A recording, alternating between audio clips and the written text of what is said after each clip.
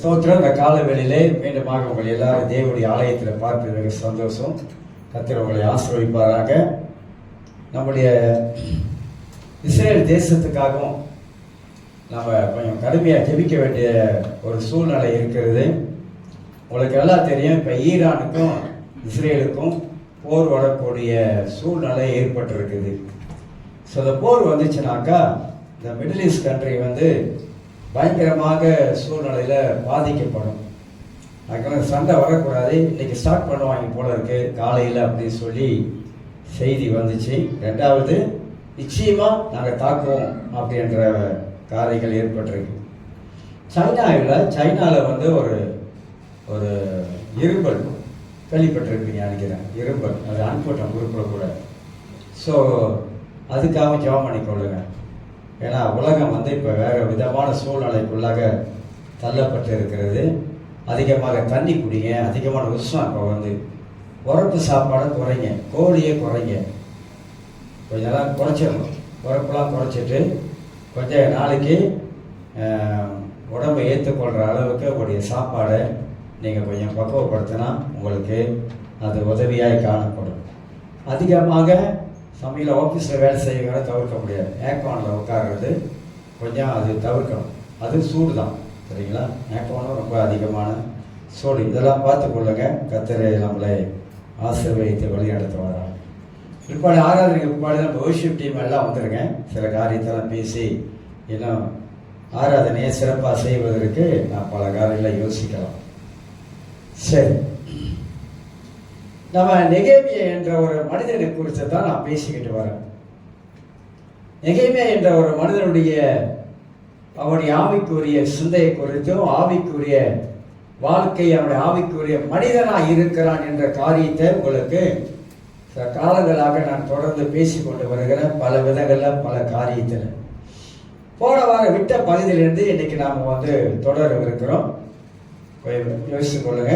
போன வாரம் விட்ட பகுதியில் வேதாகம வார்த்தைகள் மனித வாழ்க்கையை மாற்ற வல்லமை உள்ளது என்ற தலைப்பின் கீழாக ஏசாயா 55ஆம் அதிகாரம் 10 - 11 வசனங்களை மட்டும் உங்களுக்கு வாசித்து காட்டினேன். இன்றைக்கு அந்த அடிப்படையிலே இன்னும் ஒரு சில காரியங்களை சிந்திக்க போகிறோம். தேவனுடைய வார்த்தையை நம்ம பல விதங்களில் நம்ம போதிச்சு வருகிறோம். பைபிள்ல இருந்து தான் எல்லாமே நாம் எடுத்து நாம் சொல்லிக் கொண்டு வருகிறோம். கர்த்தருடைய வார்த்தை இருபுறமும் கருக்குள்ள பட்டயம் என்பது வேதத்தில் வாசிக்கிறோம். தேவனுடைய வார்த்தை இருபுறமும் கருக்குள்ள பட்டயம். அந்த வார்த்தை ஒரு மனித வாழ்க்கையில கிரியை செய்யக்கூடியது, மனிதனோடு பேசக்கூடியது என்பதெல்லாம் வேதத்தின் மூலமா அறிந்து கொள்கிற. ஆண்டவர் உலகத்தை உண்டாக்கும் பொழுது அவர் வார்த்தையினாலதான் எல்லாம் உண்டாக்குறார். வார்த்தையில தான் சகல வல்லமையும் அடங்கி இருப்பதை வாசிக்கிற. வெளிப்படுத்துற புஸ்தகத்துல ஒரு வசனம் இருக்குது, இயேசுவே அது வார்த்தையாக இருக்கிறார் என்று சொல்லி, ஆண்டவரே வார்த்தையாக இருக்கிறார் என்று சொல்லி வாசிக்கிறார். இப்ப கிறிஸ்து வார்த்தையாக இருப்பதனாலே அந்த வார்த்தையை ஆண்டவர் நமக்கு எழுதி கொடுத்திருக்கிறார். அந்த வார்த்தையின் மூலமாகத்தான் நம்முடைய வாழ்க்கை நம்ம கட்டப்படுகிறது. அந்த வார்த்தையின் மூலமாகத்தான் தேவன் நம்மோடு இடைப்படுகிறார் என்றெல்லாம் வேதத்தின் மூலமா வாசிக்கிறோம். அந்த வார்த்தைக்கு நாம எப்படி செவி கொடுக்கிறோம், அந்த வார்த்தையை எப்படி உன்னிப்பாக கவனிக்கிறோம், அந்த வார்த்தையை எப்படி நம்ம வாழ்க்கையில ஏற்றுக்கொள்ள ஆரம்பிக்கிறோம், அந்த வார்த்தையை நம்முடைய வாழ்க்கையில எப்படி நம்ம வைத்து தியானிக்க ஆரம்பிக்கிறோம். அதனால தான் நான் பேசுகிற வார்த்தை கூட ரொம்ப ரொம்ப கவனம் உள்ளதாக இருக்க வேண்டும் என்று வேதமே நமக்கு போதிக்கிறது. உலகத்தில் இருக்கிற மனிதர்கள் இந்த வார்த்தையுடைய ரகசியத்தை கட்டு வைத்திருக்கிறாங்க. ஒருத்தர் சொல்றாரு, இப்படி வணக்கம் சொல்வது அது நல்ல வார்த்தை. மனிதனுடைய வணக்கம் என்ற வார்த்தை சொல்லும் பொழுது மனிதனுக்கு அது ஒரு சந்தோஷத்தை, ஒரு மகிழ்ச்சியை கொடுக்குது அப்படின்னு சொல்லிட்டு அவர் என்ன சொல்ல வர்றாருன்னா, அந்த வார்த்தையை பேசும் பொழுது நாம் பேசுகிற ஒவ்வொரு வார்த்தையும் ஒரு மனிதனுக்கு ஒரு சந்தோஷத்தை கொண்டு வரணும். நாம் சொல்லுகிற ஒவ்வொரு வார்த்தையும் ஒரு மனிதனோட வாழ்க்கையில ஒரு மகிழ்ச்சியை கொண்டு வரணும். அப்ப வார்த்தை, மனிதன் பேசுகிற ஒரு வார்த்தை இன்னொரு மனிதனுக்கு போகும் பொழுது அந்த மனிதன் அந்த வார்த்தையை கேட்டு அவன் சந்தோஷம் அடைகிறவனாக இருக்க வேண்டும். ஒரு தேவன் அறியாத ஒரு மனிதன் இந்த வார்த்தையோட ரகசியத்தை குறித்து அறிஞ்சு வச்சிருக்கிறான்.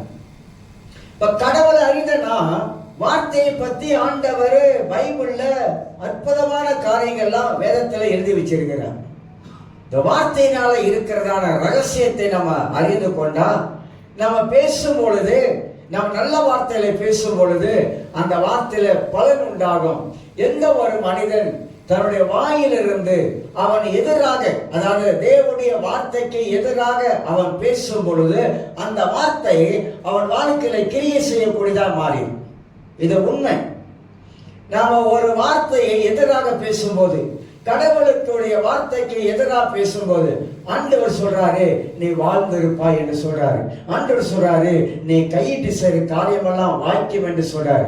நாம் சொல்லுகிறோம் நான் செய்யறதெல்லாம் வாய்க்க மாட்டேது அப்படின்னு சொல்றோம். இது தேவனுக்கு எதிராக பேசுகிற வார்த்தை. அப்புறம் சொல்ற ஆண்டவர் சொல்றாரு நீ உன் ஆத்மா வாழ்வது போல எல்லாவற்றிலும் வாழ்ந்துரு அப்படின்னு சொல்றாரு.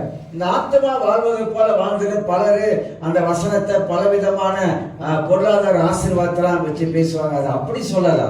அந்த வார்த்தை உன் ஆத்மா வாழ்வது போல நீ எப்படி வாழ்ந்து இருக்கிறார், உன் மன ரீதியில எப்படி வாழ்ந்து இருக்கிறார், உன்னுடைய அன்றாட வாழ்க்கையில எப்படி வாழ்ந்து இருக்கிறார், அது மாதிரி நீ வாழ்ந்திருப்பது, நீ எப்படி வாழ்ந்து இருக்கிறாயோ, மகிழ்ச்சியா இருக்கிறாயா, சந்தோஷமா இருக்கிறாயா, எல்லா விதமான நன்மையும் வாழ்க்கையில வருகிறதா, அந்த மாதிரி நீ பூமியில வாழ்ந்திருக்க வேண்டும். அப்ப வேத வார்த்தையெல்லாம் நாம் வாழ்ந்திருக்க வேண்டும் என்பதே போதிக்குது. யோவான் 10ஆம் அதிகாரத்துல 10ஆம் வசனத்தை கொஞ்சம் திருப்பிக் கொள்ளும். யோவான் 10ஆம் அதிகாரம் 10வது வசனத்தை உங்களுக்கு நான் வாசித்து காட்டுகிறேன். இந்த வார்த்தை பெரும்பாலும் நாம் வாசிச்சிருக்கிறோம், நம்ம கேட்டு இருக்கிறோம். யோவான் 10:10 வாசிக்கிறேன். திருடன் திருடவும் கொல்லவும் அழிக்கவும் வருகிறான் என்று அழகா சொல்லப்படுது. திருடன் திருடவும் கொல்லவும் அழிக்கவும். திருடன் யாரு நமக்கு தெரியணும். இந்த திருடன் வரும்பொழுது அவன் என்ன செய்ய ஆரம்பிக்கிறான்? அவன் திருடுகிறான். எதை திருடுகிறான்? சமாதானத்தை திருடுகிறான். நம்ம வாழ்க்கையில இருக்கிற நிம்மதியை திருடுகிறான். நம்ம வாழ்க்கையை பலவிதமான சூழ்நிலைக்குள்ள அதை தள்ளுபடியாக திருடுகிறான். அவன் கொல்லவும் அழிக்கவும், நம்மளை வாழ விடாத படிக்கு, நம்முடைய ஆசீர்வாதங்கள் எல்லாம் பறிக்கும்படிக்கு, நம்மள வாழ்க்கையில் இருக்கிற எல்லா விதமான காரியத்தை உள்ள கொண்டாந்து வைத்து நம்மளை எப்படியாவது கொல்ல நினைக்கிறான், நம்மளை அழிக்க நினைக்கிறான். அப்ப இது சாத்தானுடைய ஒரு வேலை.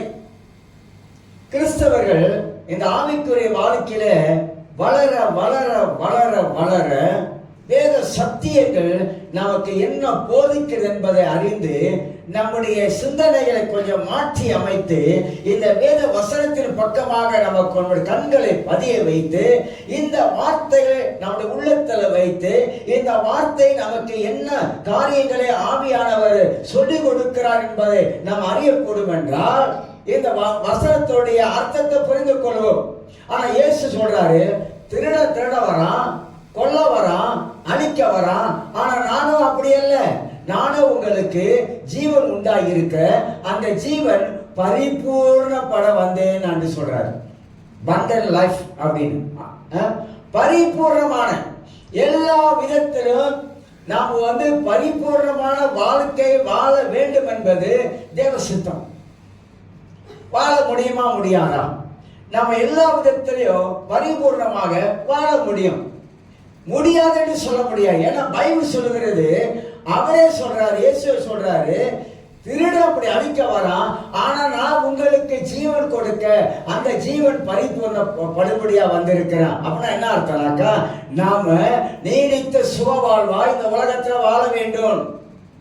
அதுதான் இந்த பிறந்த நாள் வரும்போதெல்லாம் நீதிமொழிகள் 9:11 ஞாபகப்படுத்தி ஜெபம் என்னாலே ஆயுசு நாட்கள் பெருகும் சொல்லணும். ஆண்டவரே உங்களுடைய கிருபையினாலே என்னுடைய ஆயுசு நாட்கள் நீங்கள் பெருக வைப்பீங்க ஆண்டவரே, ஆயுசின் வருஷங்களை நீங்க கூட்டி கொடுப்பீங்க ஆண்டவரே.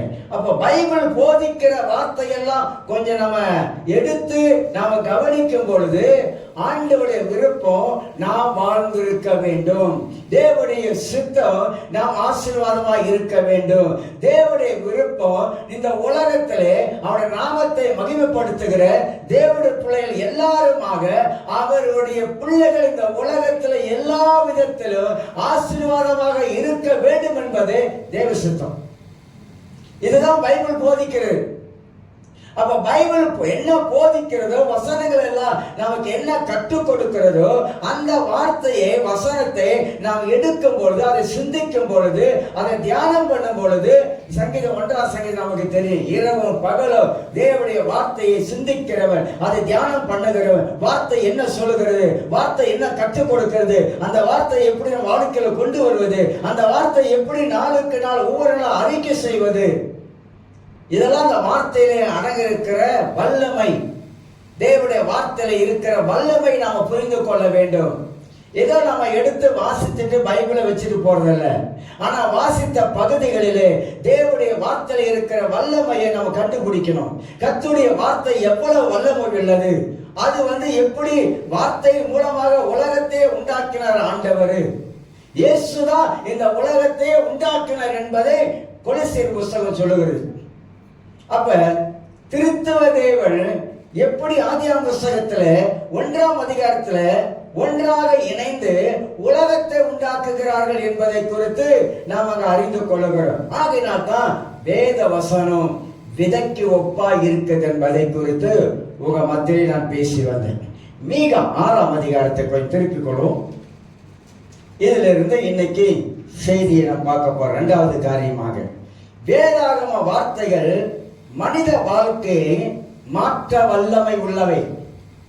எப்பேற்பட்ட மனிதனையும் வேத வசனம் மாற்றுவதற்கு வல்லமை உள்ளது என்பதை வேதம் நமக்கு எடுத்து காட்டுவதை நாம் பார்க்கிறோம். மீகா 6ஆம் அதிகாரம் 8ஆம் வசனத்தை வாசிக்கிறேன். மனுஷனே, நன்மை இன்னதென்று அவர் உனக்கு அறிவித்திருக்கிறார். பைபிளை பிரிச்சு படிக்கணும், பகுத்து படிக்கணும், பிரிச்சு படிக்கணும், பகுத்து படிக்கணும். படிக்கும் போது ஆண்டவர் என்ன எழுதியிருக்கிறார் என்பதை படிக்கணும். அந்த வார்த்தை எனக்கு என்ன சொல்லுகிறது என்பதை படிக்கணும். அந்த வார்த்தை எனக்கு என்ன கற்றுக் கொடுக்கிறது என்பதை அப்படி யோசித்து படிக்கணும். எங்க ஆண்டவர் என்ன சொல்லுகிறார்? மனுஷனே, நன்மை இன்னதென்று அவர் உனக்கு அறிவித்திருக்கிறார். யாருக்கு அறிவிக்கல? நன்மை இன்னது என்பதை நமக்கு ஆண்டவர் சொல்லிக் கொடுக்கலையா? பைபிள் மூலமாக ஆண்டவர் சொல்லிக் கொடுக்கலையா? பரிசுத்த ஆவியினுடைய அபிஷேகத்தை பெற்றிருக்கிற ஆவியானவர் நமக்குள்ள இருந்து நன்மை இன்னதென்பதையும் தீமை இன்னதென்பதையும் அவர் நமக்கு எடுத்து காட்டவில்லையா? இவ்வளவு அழகான வார்த்தைகள் இதெல்லாம் எங்க போய் பார்க்க முடியும்? எங்கேயும் பார்க்க முடியாது, பைபிளை தான் பார்க்க முடியும். அப்ப மனுஷனுக்கு ஆண்டவர் என்ன சொல்லுகிறாரு? அவர் உனக்கு நன்மை இன்னதென்பதை உனக்கு அறிவித்திருக்கிறார். வேதத்தில் இருந்து அறிவித்திருக்கிறார், சபைக்கு வரும்போது அறிவித்திருக்கிறார், நீ படிக்கும் போது அறிவித்திருக்கிறார். ஆவியானவர் நமக்குள்ள இருந்து நன்மை இன்னதென்பதை நமக்கு சொல்லிக் கொண்டே இருக்கிறார் என்பதை நாம் அறிந்து கொள்கிறோம். ஏனென்றால் கர்த்தர் நல்லவர், அவர் நல்லவராய் இருக்கிறார். நல்லவராய் இருக்கிற தேவன் அவருடைய பிள்ளைகளுக்கு நன்மையான காரியங்களை, நன்மையான ஈவுகளை தந்து அவர் வழிநடத்துகிற ஆண்டவராய் இருக்கிறார் என்பதையும் நாம் விளங்கிக் கொள்கிறோம். அதை சொல்லிட்டு 2வது காரியம், நியாயம் செய்து இரக்கத்தை சிநேகித்து உன் தேவனுக்கு முன்பாக மனத்தாழ்மையா நடப்பதை அல்லாமல் வேற எண்ணத்தை கர்த்தர் உன்னிடத்தில் கேட்கிறார். வேற என்ன ஆண்டவர் என்கிட்ட கேட்கிறாரு? ஒண்ணும் இல்லை.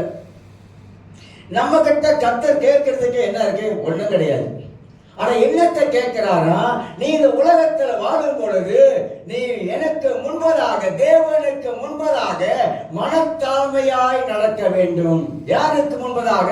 கடவுளுக்கு முன்பதாக மனத்தாழ்மையாய் நம்மளை ஆண்டவர் சமூகத்திலே நம்மளை தாழ்த்தி, நம்மளை அர்ப்பணித்து, ஆண்டவரே நீர் இல்லாமல் என் வாழ்க்கையில ஒன்றுமே நடக்காத ஆண்டவரே, உமக்கு முன்பதாக மண்டியிடுகிறேன் ஆண்டவரே, உமக்கு முன்பதாக என் கைகளை உயர்த்துகிறேன் ஆண்டவரே, ஆண்டவரே, என்னை தாழ்த்துகிற ஆண்டவரே. பழைய ஏற்பாட்டு காலங்களிலே எல்லாருமாக சாம்பலை போட்டுக்கொண்டு ரட்டுடித்துக் கொண்டு உபவாச காலங்களில் தேவ சமூகத்தில் வந்து அவங்களை தாழ்த்தி ஆண்டவருக்கு நேராக தங்கள் கண்களை எடுத்தாங்க. மனிதன் என்னைக்குமே பெருமையான பேச்சு இருக்கக்கூடாது, பெருமையாக வாழவும் கூடாது. ஏசாயா புஸ்தகத்தில் இஸ்ரேல் மக்களை பற்றி சொல்றாரு. எப்படி சொல்றாரு கேட்டீங்கன்னா, 2ஆம் அதிகாரத்தை 1ஆம் அதிகாரத்தை திருப்பிக் கொள்ளுங்க. ஏசாயா புஸ்தகத்தில் தேவன் சொல்லும் போது ஒரு முக்கியமான காரியத்தை வைத்து சொல்றாரு. ஏன்னா தேவன் நம்முடைய இருதயங்களை எல்லாவற்றையும் ஆண்டவர் காண்கிறவராக இருக்கிறார். அதனால் தான் நம்ம வந்து ஆண்டவருக்கு முன்பதாக நாம் எவ்வளவு மனத்தாழ்மையாக இருக்க வேண்டும் என்பதை நாம் அறிந்து கொள்ள வேண்டும்.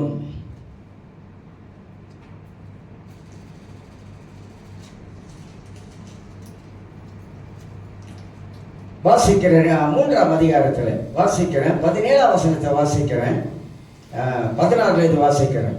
பின்னும் கர்த்தர் சொல்லுகிறதாவது, ஏசாயா 3ஆம் அதிகாரம் 16, 17 வாசிக்கிறேன். பின்னும் கர்த்தர் சொல்லுகிறதாவது, சீயோன் குமாரத்திகள் அகந்தையாயிருந்து கழுத்தை நெரித்து நடந்து கண்களால் மறுட்டி பார்த்து ஒய்யாரமாய் ஜல்லு ஜல்லு ஜல்லு அப்படின்னு எழுதலுங்க, அப்படி எழுதி போடல. ஒய்யாரமாய் என்னத நடந்து தங்கள் கால்களில் சிலம்பு ஒலிக்க திரிகிறார்கள். எப்படி வசனம் விவரிக்கிறது அப்படின்னு கேட்டீங்கன்னா, இந்த சீயோன் குமாரத்திகள் வந்து என்ன செய்வாங்கன்னா, ரொம்ப அகந்தையா. ஏன் அப்படின்னாக்கா, அந்த காலத்துல இந்த யூத பெண்மணிகள் வந்து கண்ணாடிக்கு முன்னுப்பதாக போனாக்கா 1 மணி நேரம் சிங்காரிப்பாங்க. குறைஞ்சது 1 மணி நேரம் சிங்காரிச்சுட்டு ரொம்ப அகந்தையா, அகந்தன என்ன சொல்றது, ரொம்ப பெருமையா கழுத்தை நிறுத்தி என்னையும் பாரு, என் முகத்தையும் பாரு, என்னையும் பாரு, என் உடையும் பாரு, என்னையும் பாரு, காலில் பாரு, ஒரு கொலுசு போட்டுருக்கு சொல்லி ஜல்லு ஜல்லு ஜல்லு ஜல்லு நடந்து போவாங்க. பைபிள் ரொம்ப அழகா விவரிக்கு அந்த காலத்திலே. ஏன்னா தங்களுடைய பெருமையை வந்து இப்படிதான் வெளிப்படுத்தி காட்டுவாங்க. ஆகையால் ஆண்டவர் சீயோன் குமாரத்தைகள் உச்சந்தலையை மொட்டையாக்குவார். எப்படி இருக்கும் சொல்லுங்க? எல்லாரும் தலையை மொட்டையாச்சுனாக்கா உங்களை பார்க்கறதுக்கு அர்த்தம் ஏலியன் மாதிரி தான் இருக்கும். அப்படிதானே? ஏலியன் மாதிரி இருக்கும். ஆண்களுக்கு முடி கொட்டினாலும் பிரச்சனை இல்லை, பார்க்கறதுக்கு அவங்க முகம் வந்து அதே லட்சணமாக தான் இருக்கும். ஆனால் பெண்களுக்கு முடி போச்சுன்னா எப்படி இருக்குன்னு நீங்களே கொஞ்சம் கற்பனை பண்ணி பாருங்க, யோசித்து பாருங்க எப்படி இருக்குன்னு. அசல் ஏலியன் தான், அதே 2 புறம் எல்லாம் போச்சுன்னா எப்படி இருக்கும்? ஆனா இங்க என்ன சொல்றாருன்னா, சீயோன் குமாரத்தில் உச்சந்தலையை மொட்டையாக்குவார், கர்த்தர் அவர்கள் மானத்தை குலைப்பார். அந்நாளிலே ஆண்டவர் அவர்களுடைய ஆபரணங்களாகிய சிலம்புகளையும் என்னதான் சுட்டிகளையும் சிறசிந்தாக்குதலையும் ஆரங்களையும், அதெல்லாம் என்னன்னு எனக்கே தெரியல, அஸ்தக்கடாங்களையும் என்னதா தலைமுக்காடுகளையும் போட்டு இப்படி அடிக்கிட்டு வர்றாரு. இங்க என்ன சொல்ல வர்றாருனாக்கா, இந்த உலகத்திலே வாழுகிறன்னா ரட்சிக்கப்பட்ட பிற்பாடு, நாம் தேவனுடைய பிள்ளைகளை ஆன பிற்பாடு நாம் எவ்வளவு மனத்தாழ்மையோட கூட தேவனுக்கு முன்பதாக வாழ வேண்டும் என்பதை சொல்லிக் கொடுக்கிறார். அப்ப கடவுள் சமூகத்துக்கு வரும்போது நம்ம பெருமையாகவோ ஒரு பகட்டுத்தனமாகவோ வருவதல்ல, நம்மளை தாழ்த்துகிறோம். ஏன் தாழ்த்துகிறோம்? ஆண்டவரே, நான் வாழ்ந்திருப்பது உம்மால இந்த உலகத்தில் வாழ்ந்திருக்கிற ஆண்டவரே, உங்களுடைய கிருபையினால நான் பிழைத்திருக்கிறேன். உங்களுடைய கிருபையினாலே வாழ்வதனால உங்கள் சமூகத்துக்கு நான் வரும்போது என்னை தாழ்த்தி ஒப்பு கொடுக்கிறேன் என்று சொல்லி வேதம் சொல்லுகிறது. அதனால்தான் உன் தேவனுக்கு முன்பாக மனத்தாழ்மையா நடப்பதை அல்லாமல் வேற எண்ணத்தை கர்த்தர் நம்ம இடத்துல கேட்கிறார். என்னத்தை கேட்கிறாரு? ஒன்றும் கேட்கல. அப்ப வேற என்ன நம்ம சொல்லிக் கொடுக்கிறது? மனுஷனே, நன்மை என்னதென்று உனக்கு ஆண்டவர் அறிவிச்சிருக்கிறார், தீமை இன்னதென்பதை ஆண்டவர் நமக்கு சொல்லிக் கொடுத்திருக்கிறார். பைபிள்ல நன்மையை தீமையை மாறி மாறி இருக்கிறது. பைபிள்ல தீமை செஞ்சவங்க நிலைமை எல்லாம் வேதத்திலே நாம எடுத்து படிக்கும் போது அவங்க நிலைமை எல்லாம் என்ன ஆனது என்பதையும் நம்ம படிக்கிறோம். ஆனா வேதத்துல வாசிக்கும் போது எபேசியர் 2ஆம் அதிகாரத்துல, எபேசியர் 2ஆம் அதிகாரம் அருமையான வார்த்தைகள்லாம் வேதத்துல சொல்லப்பட்டிருக்குது. நாம் படிக்கும் பொழுதுதான் நம்முடைய வார்த்தையின் மூலமாக நம்முடைய ஆவிக்குரிய கண்கள் நமக்கு திறக்கப்படும் என்பதை நாம் அறிந்து கொள்ள வேண்டும். 2ஆம் அதிகாரத்தில் வாசிக்கிறேன். 2ஆம் அதிகாரம் 10ஆம் வசனம். ஏனெனில் நற்கிரிகளை செய்கிறதற்கு நாம் கிறிஸ்து இயேசுக்குள் சிருஷ்டிக்கப்பட்டு, எதுக்குங்க ரட்சிக்கப்பட்டோம்? நற்கிரிகைகள். கிறிஸ்தவர்கள் நற்கிரிகள் செய்வது, கிறிஸ்தவர்கள் நல்லதை யோசிப்பது, கிறிஸ்தவர்கள் நல்லதை பேசுவது, இதைத்தான் பைபிள் கற்றுக் கொடுக்குது. ஆண்டவர் எதை நமக்கு சொல்லிக் கொடுக்கிறார்? நற்கிரிகளை நாம் செய்ய வேண்டும். நற்கிரிகள் செய்வதில் சோர்ந்து போகலாமா? அதையும் ஆண்டவர் சொல்றாரு. நற்கிரிகளை செய்வதில் யாரும் சோர்ந்து போக கூடாது. சிலர் சொல்றாங்கல்ல, நான் செஞ்சதெல்லாம் போதும் அப்படின்றாங்களே, செஞ்சு செஞ்சு எனக்கு களைச்சி போச்சு, சலிச்சு போச்சு அப்படிலாம் சொல்லுவாங்க. இல்ல இல்ல, பைபிள் அப்படி சொல்லல. நல்ல காரியங்களை செய்து கொண்டே இருக்க வேண்டும். ஆண்டவர் உலகத்தில் இருக்கும் பொழுது அவர் நல்ல காரியங்களே மக்களுக்கு செய்து கொண்டே இருந்தார். எல்லா நல்ல காரியங்களும் தேவனிடத்தில் வருகிறது. யாக்கோபு 1:17 நன்மையான எந்த ஈவும் பூரணமான எந்த வரமும் ஜோதிகளின் பிதாவிடத்திலிருந்து வருகிறது. அப்ப எல்லா நன்மையான ஈவுகள் எங்க இருந்து வருது? அங்க இருந்தா வருது, பிதாவிடத்திலிருந்து வருகிறது. அந்த ஈவுகளை கர்த்தர் நம்முடைய வாழ்க்கையில வைத்திருக்கிறாரு. அதனால தான் அடிக்கடி சொல்ல, கிறிஸ்தவங்க யாருக்குமே கெடுதல் செய்யக்கூடாது. அப்படி செய்யறாங்கன்னா அவங்க கிறிஸ்தவங்களே கிடையாது. இந்த யூடியூப்ல சில காரியத்துக்கெல்லாம் நீங்க ஜெபம் பண்ணுங்க. மோகன் சி லாசருக்கு ஜெபம் பண்ணுங்க. சில ஊழியக்காரனுக்கெல்லாம் நீங்க ஜெபம் பண்ணணும். மோகன் சி லாசரெல்லாம் இந்தியாவில் பெரிய காரியங்களை செய்கிறாங்க, பெரிய காரியங்களை செய்து கொண்டு வராங்க. ஹாஸ்பிட்டல் கட்டுறாங்க. சிலருக்கு வெளியே தெரியாது. ஆனால் அவரை பொறுத்தவரை ரொம்ப விமர்சனம் பண்ணி ரொம்ப மோசமான சூழ்நிலை பேசி பணத்தை கொள்ளையடிக்கிறாங்க, அப்படி அடிக்கிறாங்க, இப்படி அடிக்கிறாங்க, அப்படியெல்லாம் நிறைய விமர்சனங்கள் பேசுறாங்க.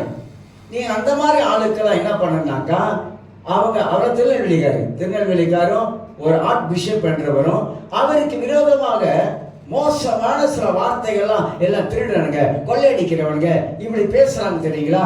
இதை கேட்டுட்டு நம்ம இருக்கக்கூடாது.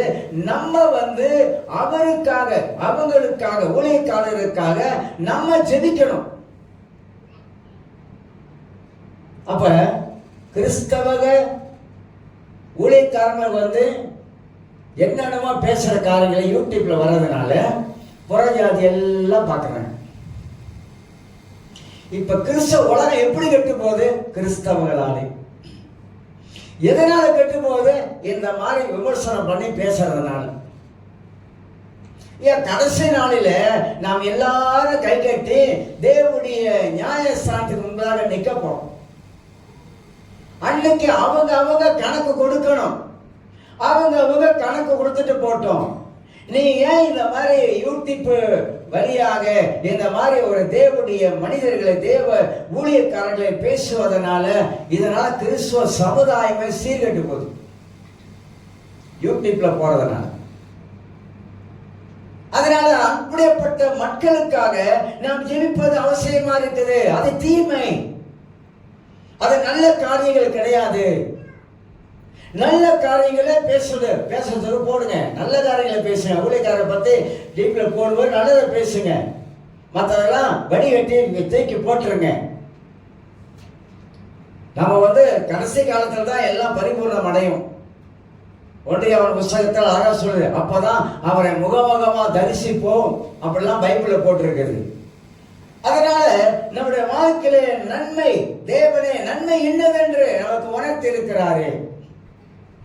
எதை பேசணும், எதை பேசக்கூடாது, எதை சிந்திக்கணும், எதை சிந்திக்க கூடாது, வாழ்க்கையில எப்படி வாழணும், எப்படி வாழக்கூடாது, எப்படி நம்ம கடவுளுக்குள்ள வாழ்ந்தா நம்மளோட வாழ்க்கையில நன்மைகளை காண முடியும், இதெல்லாம் நம்ம அதிகமாக யோசிக்கணும். ஆக இரண்டாவது, மனுஷனே நன்மை என்னதென்று அவர் நமக்கு அறிவிச்சிருக்கிறாரு. வசனத்தின் மூலமாகத்தான் வாழ்க்கை இருக்குது. வசனத்தின் மூலமாகத்தான் நமக்கு வெளிச்சம் வருகிறது. அந்த வார்த்தை மூலமாகத்தான் கர்த்தருடைய ஆவியானவர் நம்மோடு இடைப்பட்டு பேசுகிறவராய் இருக்கிறாரு. மூன்றாவது காரியம் சகரியா புஸ்தகத்தை போய் நாம் திருப்பிக் கொள்வோம். சகரியா புஸ்தகத்தை பழைய ஏற்பாட்டில் மல்கியாவுக்கு பக்கத்து புஸ்தகம். சகரியா புஸ்தகத்தில் 8ஆம் அதிகாரம், சகரியா 8ஆம் அதிகாரத்தில் 16, 17 நான் வாசிக்கிறேன். சகரியா 8, 16, 17. நீங்கள் செய்ய வேண்டிய காரியங்கள் என்னவென்றால், அவன் பிறருடனே உண்மையை பேசுங்கள். என்ன சொல்றாரு? நீங்க செய்ய வேண்டிய காரியம் என்ன? அவன் பிறருடனே உண்மையை பேசுங்கள். உங்கள் வாசல்களில் சத்தியத்துக்கும் சமாதானத்துக்கும் ஏற்ற நியாயம் தீருங்கள் அப்படின்றார். அப்ப ஆண்டவர் வெறுக்கிற காரியங்கள் 16ஆம் வசனத்திலையும் 17ஆம் வசனத்திலையும் சொல்லப்படுகிறது. தேவன் வெறுக்கிற காரியங்கள். நம்ம ஒரு ஆவிக்குரிய மனிதர்களாக நாம் வாழும் பொழுது நம்ம ரொம்ப நிதானமா பேசுற வார்த்தையெல்லாம் ரொம்ப நிதானமா நாம யோசித்து பேசுவோம். என்ன பேசுகிறோம் என்பதை நாம கவனித்து நாம பேசக்கூடிய மக்களாக காணப்படுவோம். உண்மையை பேசுங்கள். பல நிறைய வசனங்கள் இருக்கு. நான் அதெல்லாம் எடுத்தனாக்கா அப்புறம் வேற மாதிரி நமக்கு யோசனை வரும், சிந்தனை வரும். வார்த்தையிலே இருக்குது. 17ஆம் வசனத்தை வாசிக்கிறேன். ஒருவனும் பிறனுக்கு விரோதமாக தன் இதயத்திலே தீங்கு நினையாமலும். ஏங்க வார்த்தையே இப்படி சொல்லுதுங்க. இப்ப நானா சொல்றேன் இல்ல, பைபிள்ல எழுதப்பட்ட வார்த்தை தான் இப்படி சொல்லுகிறது. எந்த மனிதனும் ஒருவனும் பிறனுக்கு தீமையாக தன் இதயத்தில் தீங்கு நினைக்காத. மற்றவங்களை பார்க்கும் போது நம்முடைய இதயத்துக்குள்ளாக தீங்கான காரியத்தை மனதில் வரக்கூடாது. ஏன் வரக்கூடாது? நாம் எல்லாருமாக தேவனாலே மீட்கப்பட்டவர்கள். அதனால மற்றவர்களை நம்ம பார்க்கும் போது தீமையான காரியம் வரக்கூடும் என்றால் அது சாத்தானுடைய எண்ணம். விசுவாசத்தான் நம்ம மனதுக்குள்ளாக நிறைய தீங்கான காரியத்தை உள்ள போட்டுக்கிட்டே இருக்கிறான், உள்ள திணிச்சுக்கொண்டே இருக்கிறான். அப்படி யோசனைகள் சொல்லாதபடிக்கு நினையாமலோ பொய்யானையின் மேல் பிரியப்படாமலும் இருங்க. இவைகள் எல்லாம் நான் வெறுக்கிற காரியங்கள். இதுல 3 காரியங்கள் உள்ளடக்கப்பட்டிருக்குது. ஒன்று, உண்மையை பேசுங்கள். 2வது, இதயத்தில் தீங்கு நினையாதிருங்கள். 3வது, அங்க சொல்லப்படுது இவை எல்லாம் நான் வெறுக்கிற காரியங்கள். பொய்யானை இடாதீங்க. பொய்யானை அப்பனா உண்மையை பேசுங்கள், இதயத்தில் தீங்கு நினைக்காதீங்க, பொய் ஆணை இடாதீங்க. சத்தியமா சொல்றேன், சத்தியமா. கோர்ட்டுக்கு போன என்ன சொல்லுவோம்? உண்மையை தவிர வேற ஒன்றும் சொல்ல மாட்டேன். இப்ப பைபிள் சொல்லுது பொய்யானை இடாதீங்க. இந்த சத்தியம் பண்ணி சொல்றாங்களே, சத்தியம் பண்ணக்கூடாது.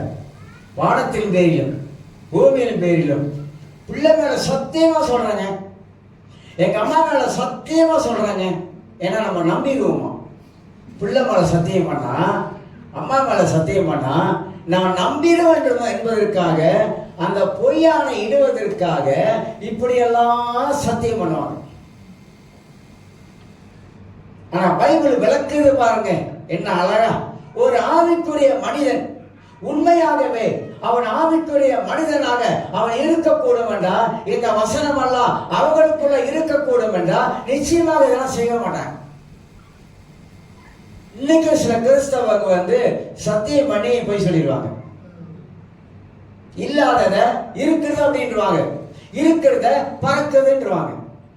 நிறைய நான் சொல்றேங்க, நம்ம வாழுகிற இவ்வளவு காலம் வாழ்ந்து வந்தோம். இப்ப என்னுடைய வாழ்க்கையெல்லாம் நான் ரசிக்கப்பட்ட காலத்துல இருந்து உடனே மாறியில. நான் கொஞ்சம் கொஞ்சமா என் வாழ்க்கையை ஆண்டவருக்கு ஒப்பு கொடுக்க நான் எப்போதுமே ஜெபத்துல என்னை நானே அலசி ஆராய்வேன். எப்போதும் டெய்லி என்னோட வாழ்க்கையில எனக்கு வாழ்க்கையில குறை இருக்க ஆண்டவரே, குற்றம் இருக்க ஆண்டவரே, தவறு இருக்க ஆண்டவரே, ஏதாவது தப்பு செய்யற ஆண்டவரே, தவறான யோசிக்கிற ஆண்டவரே, தவறான பேசுகிற ஆண்டவரே, இப்படி டெய்லி ஒவ்வொரு நாளும் என் வாழ்க்கையை அலசி அலசி அலசி நான் எப்போதும் ஆராய்ந்து பார்க்கிறேன். ஏன் ஆராய்ந்து பார்க்கிறேன்னா, என்னை நானே நான் பரிசுத்தப்படுத்திக் கொள்வதற்கு என்னை நானே ஆராய்ந்து கொண்டே இருக்கிறேன். எனக்கு அறியாமல் ஒரு வேலை தெரியாம ஏதோ நான் செய்திருக்கலாம், என் அறியாமலே ஏதாவது ஒன்று நான் பண்ணி இருக்கலாம். அதனால்தான் ஆண்டவர் சமூகத்துல வரும்போதெல்லாம் முதலாவது என் இருதயத்தை பரிசுத்தம் பண்ணிக் கொள்வதற்கு என்னை நானே ஆராய்ந்து அலசி பார்த்து ஆண்டவர் சமூகத்துல, ஆண்டவரே குறைகள் குற்றங்கள் இருந்தா மன்னிங்க ஆண்டவரே, உமக்கு உண்மை உள்ளவனாய் வாழணும் ஆண்டவரே என்று சொல்லி தேவ சமூகத்துல காலையிலே இயேசு கிறிஸ்து தூய இரத்தத்தால கழுவுகிற அனுதினமும் இது நம்முடைய வாழ்க்கையில செய்ய வேண்டிய காரியம். நம்மள அறியாமல் சில வேலைகளை ஏதாவது சில காரியங்களை நம்ம செஞ்சிருக்கிறோம். சில வேலைகளை நம்முடைய எண்ணங்கள்ல பலவிதமான தீமையான எண்ணங்கள் நம்முடைய வாழ்க்கையில வரலாம், அது வந்து கொண்டு இருக்கலாம். சில வேலை நம்முடைய எண்ணங்கள் வேறு பக்கம் மாறலாம். இப்படி பண்ணிடலாமா, அப்படி பண்ணிடலாமா, அதை பண்ணிடலாமா, இது செஞ்சிடலாமா, இப்படி எல்லாம் சில எண்ணங்கள் பிசாசு நம்முடைய மனதில் போடலாம். அதுக்கு இடம் கொடுக்காமல் கர்த்தர் சமூகத்துல நம்முடைய அலசி ஆராயும் பொழுது ஆவியானவர் கரெக்டா சொல்லுவார். பரிசுத்த ஆவியானவர் நம்மளை அந்த அளவுக்கு அற்புதமாக நடத்தக்கூடியவராய் காணப்படுவாரு. அப்ப பேசும்போது என்ன பேசணும்? உண்மையை பேசணும். எபேசியர் புஸ்தகத்தை வைத்திருப்போம். எபேசியர் புஸ்தகத்துல 4ஆம் அதிகாரம், எபேசியர் 4ஆம் அதிகாரம், எபேசியர் 4ஆம் அதிகாரத்துல இது 1ஆம் அதிகாரம், 2ஆம் அதிகாரம், 3ஆம் அதிகாரம் உபதேசத்தை பத்தி பேசிக்கிட்டே வராரு. பேசிட்டு வந்த பிற்பாடு 4ஆம் அதிகாரத்துல ஐக்கியத்தை பத்தி பேசுறாரு. சபைக்குள்ளாங்க எப்படி நம்ம ஐக்கியமா இருக்கணும், ஒருத்தருக்கு ஒருத்தர் எப்படி மனத்தாழ்மையா இருக்கணும், எப்படி சாந்த உணவலா காணப்பட வேண்டும், எப்படி நீரிய பொறுமையா இருக்க வேண்டும் என்று 4ஆம் அதிகாரத்துல இப்படி ஐக்கியத்தை பத்தி, சபைக்குள்ள இருக்கிற ஐக்கியத்தை பத்தி பேசும்போது 7 காரியங்களை முக்கியப்படுத்தி பேசிக்கொண்டு வராரு. நமக்கு ஒரே கர்த்தர், ஒரே விசுவாசம், ஒரே நம்பிக்கை, இப்படி எல்லாம் அப்படியே எல்லாம் ஒன்னாக 7 காரியங்களை ஒண்ணு என்று சொல்லி பேசுறார். எல்லோருக்கும் 6ஆம் வசனத்துல 4ஆம் அதிகாரம் எபேசியர் 4:6 எல்லோருக்கும் ஒரே தேவனும் பிதாவும் உண்டு, அவர் எல்லார் மேலும் எல்லாரோடும் உங்களுக்கு எல்லாருக்குள்ள இருக்கிறவர் அப்படி சொல்லிட்டு வர. இப்படி சொல்லிக்கிட்டே வரும் பொழுது 4ஆம் அதிகாரத்துல பாதி பகுதிக்கு வரும் பொழுது 14ஆம் வசனத்துல நாம் இணை குழந்தைகளாகிறாமல் மனுஷனுடைய சூதும் வஞ்சிக்கிறதுக்கு ஏதுவான தந்திரம் உள்ள போதகமாகிய பல வித காற்றினாலே அலைப்பட்டு அலைகிறவர்களாக இராமல் என்று சொல்லி தவறான போதனை குறித்து அவர் சொல்லிவிட்டு 15ஆம் வசனத்துல அன்புடனே சத்தியத்தை கை கொண்டு சொல்லி அழகா சொல்லிட்டே வரார். சொல்லிக்கிட்டு 19ஆம் வசனம் சொல்லும் போது உணர்வில்லாதவர்களால் சகல விதமான அசுத்தையும் ஆவலோடு நடப்பிக்கும்படி தங்களை காம விகாரத்துக்கு ஒப்பு கொடுத்திருக்கிறார்கள் என்று சொல்லிட்டு இவ்விதமா நீங்களோ 20ஆம் வசனம் நீங்களோ இவ்விதமாய் கிறிஸ்துவை கற்றுக்கொள்ளவில்லை. ஐக்கியத்தை பேசிட்டு தவறான போதனை பேசிட்டு உலகத்தில் இருக்கிற மக்களை பேசிட்டு 22க்கு வரும்பொழுது அந்தபடி முந்தின நடக்கக்கூடிய மோசம் போக்க இச்சைகளினாலே கெட்டு போகிற பழைய மனிதனை நீங்கள் களைந்து போட்டு, பழைய மனிதனை களைந்து போடுங்க. வாழ்க்கையில ஒரு புதிதான மனிதன் உங்க வாழ்க்கையில நீங்க ஏற்றுக்கொண்டு இருக்கீங்க. இப்படி அடக்கிட்டு வர்றாரு. எப்படி சொல்றாருன்னா, பழைய மனிதனுக்கும் புதிய மனிதனுக்கும் உள்ள வேறுபாடு உள்ள வித்தியாசத்தை இங்க எடுத்து காட்ட ஆரம்பிக்கிறார். அப்படி காட்டும் பொழுதுதான் 24 சொல்றேன் பாருங்க, மெய்யான நீதியிலும் பரிசுத்தத்திலும் மேலும் சாயலாய், பரிசுத்தத்திலும் தேவனுடைய சாயலாய் இருக்கிற புதிய மனுஷனை தரித்துக் கொள்ளுங்கள் சொல்லிட்டு தான் 25 வசனம் சொல்றாரு, அன்றைய நாம் ஒருவருக்கு ஒரு அவைகளாய் இருக்கிற வழியால் பொய்யை கலந்து அவன் பிறருடன் மெய்யை பேச கடவன். பழைய ஏற்பாட்டோட வசனத்தை புதிய ஏற்பாட்டில் எப்படி சேர்க்கிறார் பாருங்க. கிறிஸ்தவர்கள் ரட்சிக்கப்பட்டவர்கள் ஒருவரோடு பேசும் பொழுது உண்மையை பேசுங்கள், அதுதான் அங்க வலியுறுத்தி சொல்லப்படுவது நாம் பார்க்கிறோம். நீதிமொழிகள் 14ஆம் அதிகாரத்தையும் திருப்புங்க, சில வசனம் இருக்குது உங்களுக்கு நான் காட்டிடுறேன். நீதிமொழிகள் 14ஆம் அதிகாரத்துல அருமையான வார்த்தைகள்லாம் இந்த நீதிமொழி புஸ்தகத்திலும் சொல்லப்பட்டிருப்பதை நான் பார்க்கிறோம். 14ஆம் அதிகாரம் 22ஆம் வசனத்தை வாசிக்கிறேன். 14:22. தீமையை யோசிக்கிறவர்கள் தவறுகிறார்கள் அல்லவோ, நன்மையை யோசிக்கிறவர்களுக்கு கிருபையும் சத்தியமும் உண்டு. ஒரு ஆவிக்குரிய மனிதன், நான் சொன்னேன், தீமையை யோசிக்கிறவர்கள், ஒரு மனிதன் எப்போதுமே தன்னுடைய எண்ணத்தில் தீமையான காரியம் வருதுனாக்கா சம்திங் ராங். நான் பெற்ற ஆவியானவரை எங்க போயிட்டாரு தெரியல, பதுக்கிட்டாரா, ஒளிஞ்சிட்டாரா, இல்ல ஓடி போயிட்டாரா தெரியல. அபிஷேகம் என்னத்துக்கு பெற்றிருக்கிறோம்? அபிஷேகம் நம் வாழ்க்கையில் இருக்கிற எல்லா நுகத்தையும் உடைக்கும். இப்ப சிலருக்கு சிலர் அனுபவம் இருக்கும், சிலருக்கு அனுபவமே இல்லாம வாழ ஆரம்பிப்பாங்க. ஆரம்பத்துல அபிஷேகத்தை நாம் பெற்ற பொழுது நம்ம வாழ்க்கையில பரிசுத்த ஆவியானவர் இதை விடு அதை விடு அதை விடு இப்படி எல்லாம் நமக்குள்ள ஆரம்பத்துல சொல்லிக்கொண்டே வரும்போதெல்லாம் நாம் எல்லாவற்றையும் விட்டுக்கிட்டே விட்டோம், இதை விட்டோம் அதை விட்டோம். அந்த நேரத்தில் நம்முடைய பக்தி நம்முடைய பரவசமாக மாறினது. அந்த நேரத்தில் கடவுளுக்குள்ளாக வாழ்ந்த வாழ்க்கை அற்புதமாக காணப்பட்டது. ஏன்னா இது அனுபவம் சொல்றேன், அனுபவம். அபிஷேகம் பெற்றுக்கொள்ளும் போது, அந்நிய பாஷையில பேசும் பொழுது அந்த அபிஷேகம், அந்த ஆவியானவர் அந்த அளவுக்கு நம்முடைய வாழ்க்கையில மாற்றத்தை கொண்டு வந்து கொண்டே இருந்தார். டக்கு டக்கு டக்குன்னு வாழ்க்கையில மாறிக்கிட்டே போனோம். நான் சிகரெட் அடிச்சுட்டு சிகரெட் குடிச்சிட்டு ஒரு கூட்டம், வீட்டு கூட்டம் நடக்க போகுது.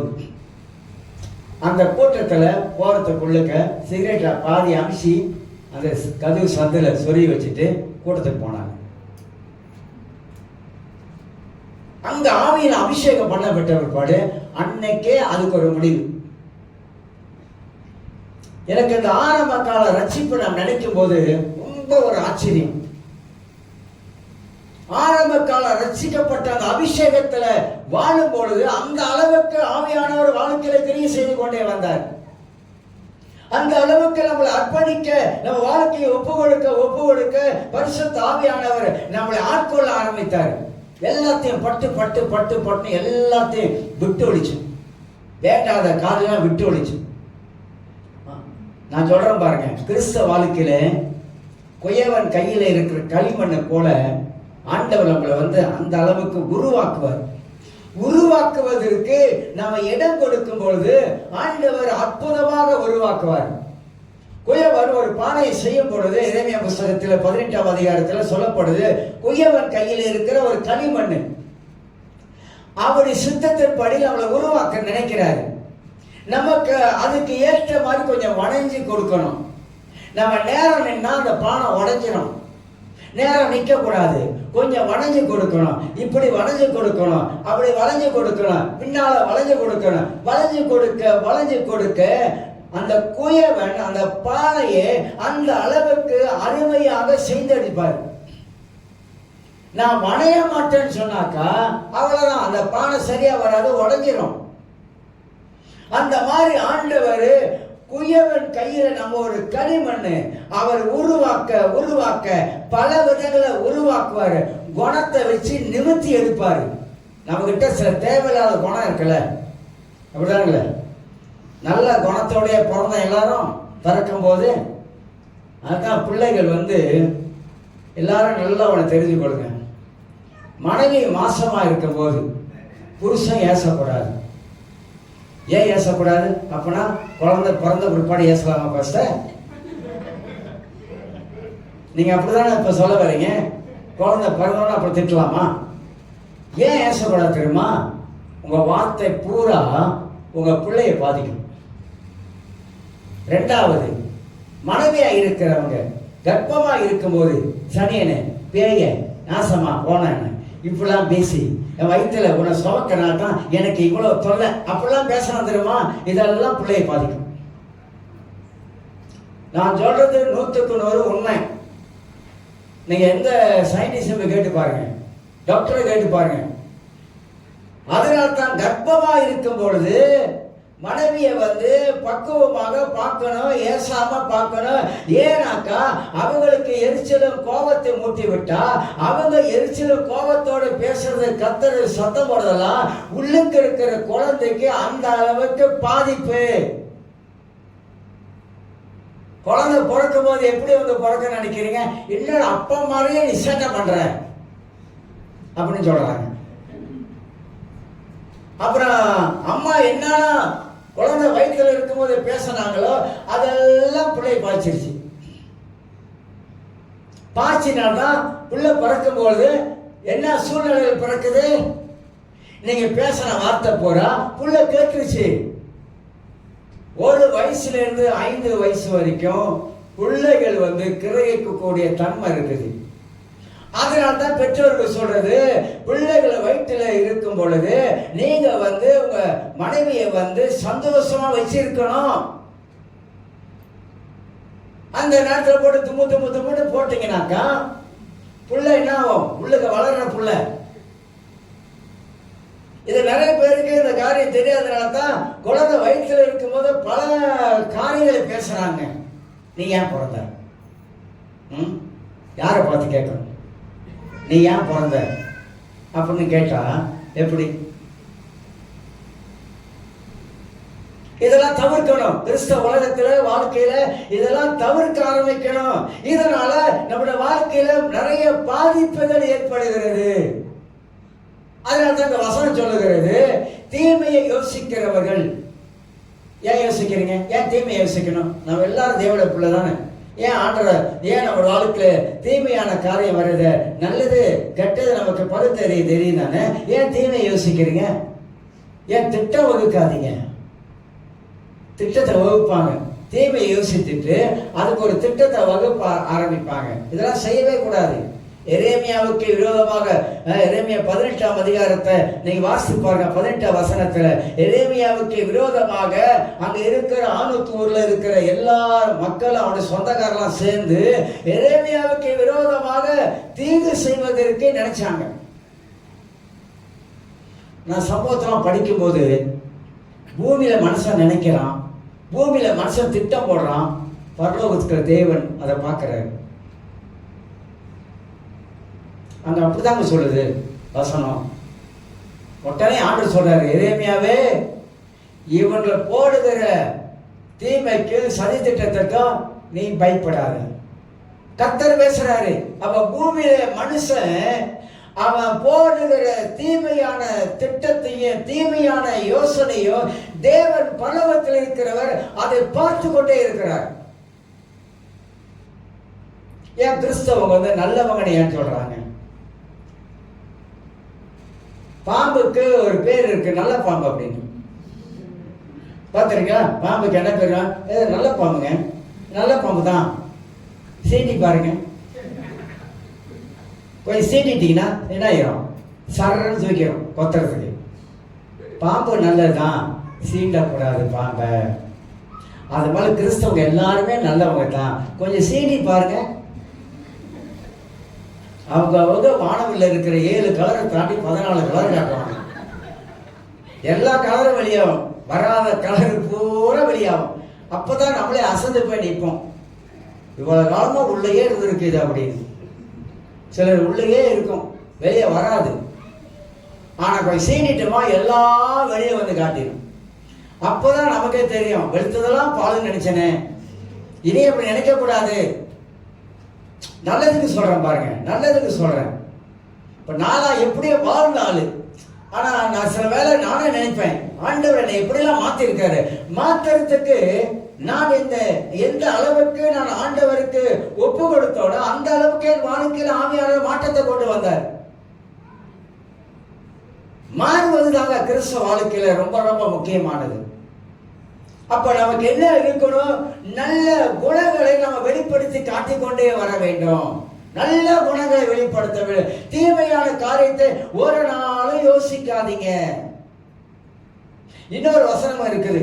இன்னொரு வசனம், இன்னும் 2 வசனம் சொல்லி நிப்பாட்டுகிறேன். அதே நீதிமொழிகள் 14ஆம் அதிகாரத்துல, நீதிமொழிகள் 13ஆம் அதிகாரம், நீதிமொழிகள் 13ஆம் அதிகாரம் 13ஆம் வசனத்தை வாசிக்கிறேன். 13 நல்ல நம்பர் நினைச்சிடாதீங்க. சில வேலைகளை பொருளை கரெக்டா அமைஞ்சிருக்குது. 13 போய் எடுக்கலாமா அப்படின்னு நினைக்காதீங்க. அது அடிக்கவே அடிக்காது.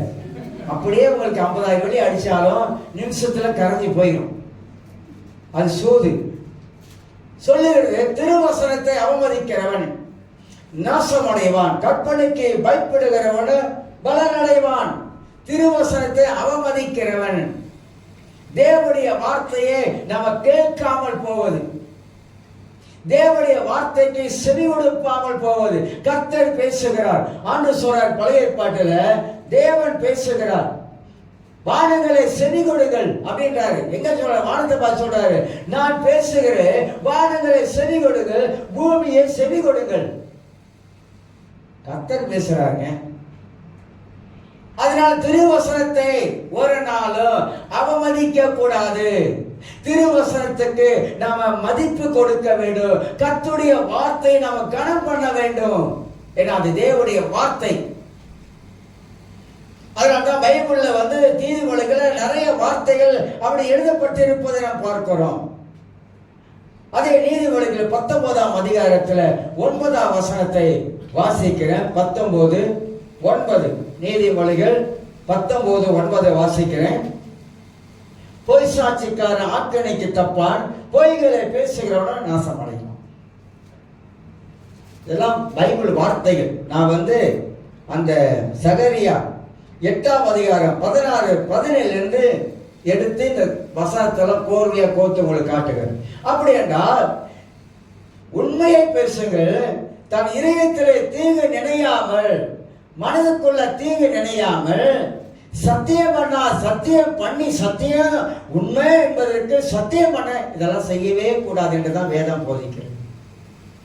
4வது காரியமாக சொல்லி நிப்பாட்டுகிறேன். 4வது காரியம், ஏசாயா 5ஆம் அதிகாரத்தை போய் திருப்போம். ஏசாயா 5ஆம் அதிகாரம்.